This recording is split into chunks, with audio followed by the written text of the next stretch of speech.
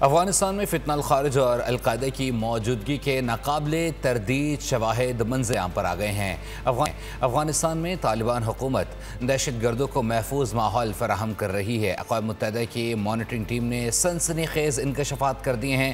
Report میں القاعدہ، داعش، تحریک طالبان پاکستان اور دیگر شدت پسند تنظیموں کی سرگرمیوں پر گہری تشویش کا اظہار کیا گیا ہے۔ رپورٹ میں دعویٰ کیا گیا ہے کہ ٹی ٹی پی کے تقریباً 6000 دہشت گرد افغانستان میں طالبان کی مدد سے سرگرم ہیں۔ طالبان حکومت انہیں لاجسٹک، آپریشنل اور ساتھ جدید اسلحہ فراہم کرتی ہے، جس کی وجہ سے پاکستان میں حملوں کی شدت اور ہلاکتوں میں اضافہ ہوا۔ القاعدہ اور اس کے اتحادی گروپ بدستور افغان سرزمین پر متحرک ہیں اور ان کے دہشت گرد غزنی اور ہلمند، قندھار، ساتھ کنڑ اور دیگر صوبوں میں بھی موجود ہیں۔